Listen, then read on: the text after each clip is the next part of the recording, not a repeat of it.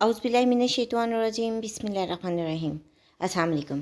आप देख रहे हैं उर्दू एस्ट्रोलॉजी और मैं हूँ एस्ट्रोलॉजर अलमास यूनुस। वक्तन फ़वक्तन आप लोगों को मैं मुल्क में मौसमी सूरत हाल से आगाह करती रही हूँ। बारिशों के बारे में बताती रही हूँ कि कितनी बारिशों के इम्कान है, और मैंने इल्म नजूम के मुताबिक पेशगोई की थी कि इस साल सैलाब का भी ख़तरा है। बहुत ज़्यादा बारिशें आएंगी और पानी की मिक़दार में काफ़ी ज़्यादा इजाफ़ा हो जाएगा।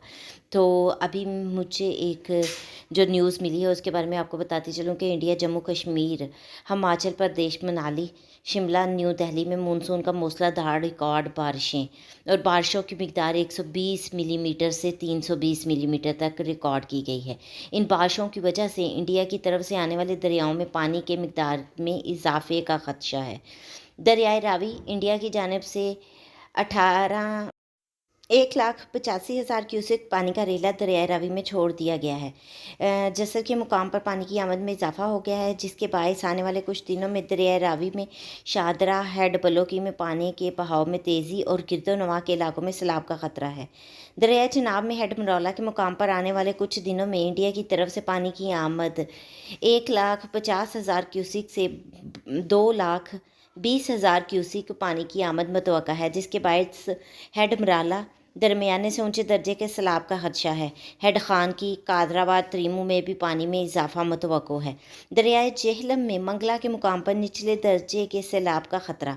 पानी की आमद अगले कुछ दिनों में 50,000 क्यूसिक से 60,000 क्यूसिक तक पहुंच सकती है। दरियाए सतलुज में इंडिया की तरफ से पानी की आमद ना होने के बराबर है।